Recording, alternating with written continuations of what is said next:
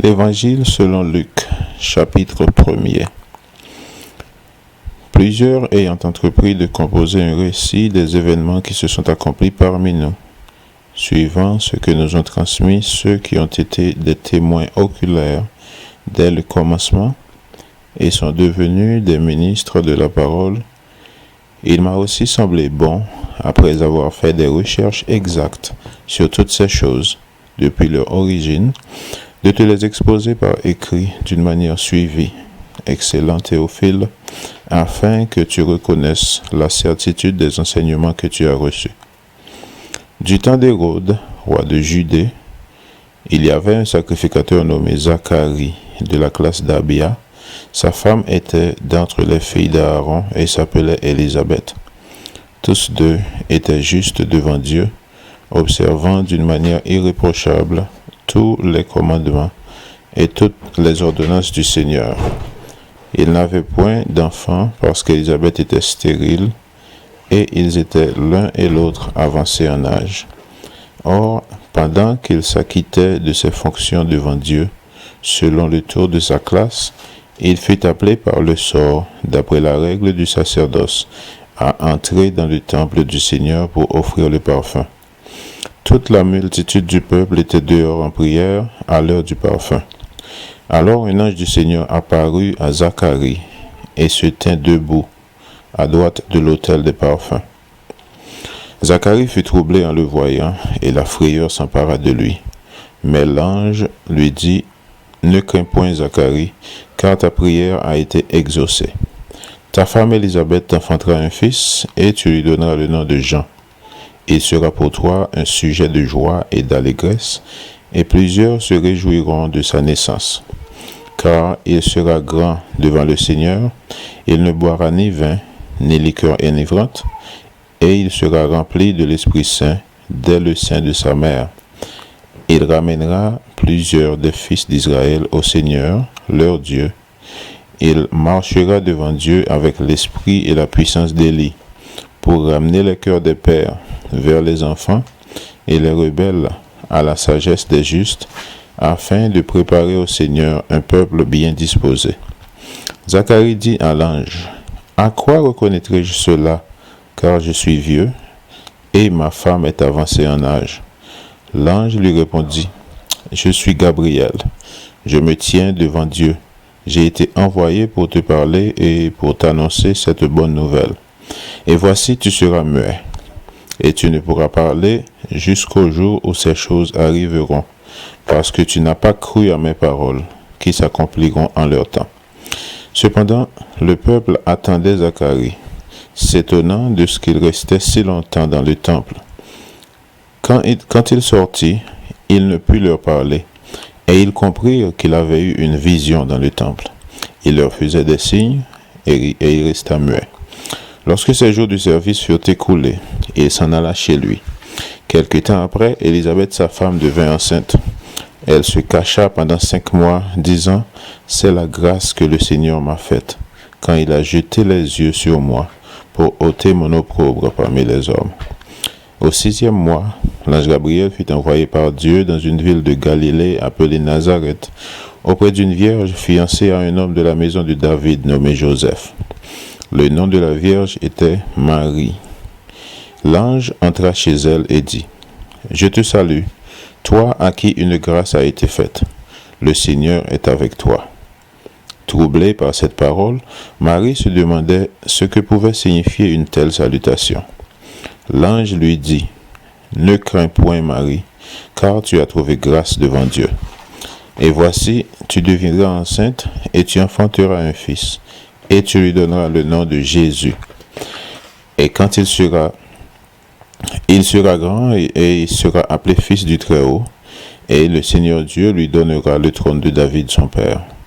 Il régnera sur la maison de Jacob éternellement, et son règne n'aura point de fin. » Marie dit à l'ange : « Comment cela se fera-t-il, puisque je ne connais point d'homme ? » L'ange lui répondit : « Le Saint-Esprit viendra sur toi, et la puissance du Très-Haut te couvrira de son ombre. C'est pourquoi le Saint-Enfant qui naîtra de toi sera appelé Fils de Dieu. Voici, Élisabeth, ta parente, a conçu elle aussi un fils à sa vieillesse, et celle qui était appelée stérile est dans son 6e mois, car rien n'est impossible à Dieu. Marie dit, je suis la servante du Seigneur, qu'il me soit fait selon ta parole. Et l'ange la quitta. Dans ce même temps, Marie se leva et s'en alla en hâte vers les montagnes, dans une ville de Juda. Elle entra dans la maison de Zacharie et salua Élisabeth. Dès qu'Élisabeth entendit la salutation de Marie, son enfant tressaillit dans son sein, et elle fut remplie du Saint-Esprit. Elle s'écria d'une voix forte, « Tu es bénie entre les femmes, et le fruit de ton sein est béni. Comment m'est-il accordé que la mère de mon Seigneur vienne auprès de moi? Car voici, aussitôt que la voix de ta salutation a frappé mon oreille, l'enfant a tressailli d'allégresse dans mon sein. Heureuse celle qui a cru, parce que les choses qui lui ont été dites de la part du Seigneur auront leur accomplissement. » Et Marie dit, « Mon âme exalte le Seigneur, et mon esprit se réjouit en Dieu mon Sauveur, parce qu'il a jeté les yeux sur la bassesse de sa servante. Car voici désormais, toutes les générations me diront bienheureuse, parce que le Tout-Puissant a fait pour moi de grandes choses. Son nom est saint, et sa miséricorde s'étend d'âge en âge sur ceux qui le craignent.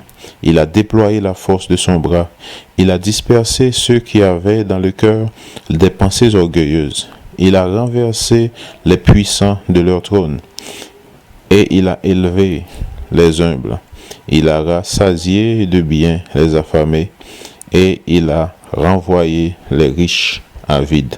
Il a secouru Israël son serviteur, et il s'est souvenu de sa miséricorde, comme il l'avait dit à nos pères, envers Abraham et sa postérité pour toujours.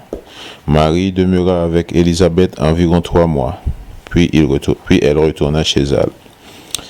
Le temps où Élisabeth devait accoucher arriva, et elle enfanta un fils. Ses voisins et ses parents apprirent que le Seigneur avait fait éclater envers elle sa miséricorde, et ils se réjouirent avec elle.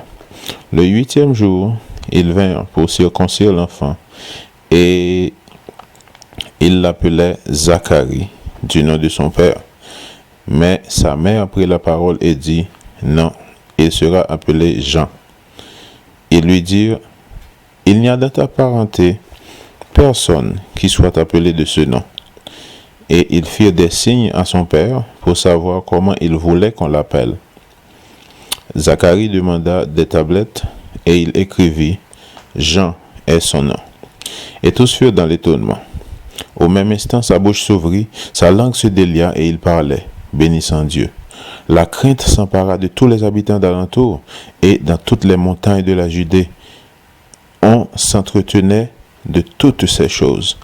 Tous ceux qui les apprirent les gardèrent dans leur cœur en disant, « Que sera donc cet enfant ?» Et la main du Seigneur était avec lui.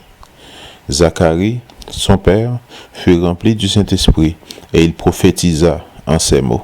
« Béni soit le Seigneur, le Dieu d'Israël, de ce qu'il a visité et racheté son peuple, et nous a suscité un puissant sauveur dans la maison de David, son serviteur, comme il l'avait annoncé par la bouche de ses saints prophètes des temps anciens, un sauveur qui nous délivre de nos ennemis et de la main de tous ceux qui nous haïssent.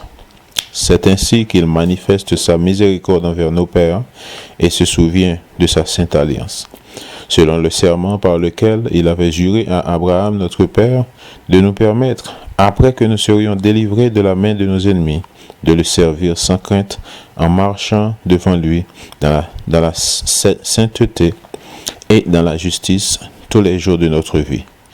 Et toi, petit enfant, tu seras appelé prophète du Très-Haut, car tu marcheras devant la face du Seigneur pour préparer ses voies, afin de donner à son peuple la connaissance du salut par le pardon de ses péchés, grâce aux entrailles de la miséricorde de Dieu, en vertu de laquelle le soleil levant nous a visités d'en haut, pour éclairer ceux qui sont assis dans les ténèbres et dans l'ombre de la mort, pour diriger nos pas dans le chemin de la paix. » Or, l'enfant croissait, et se fortifiait en esprit.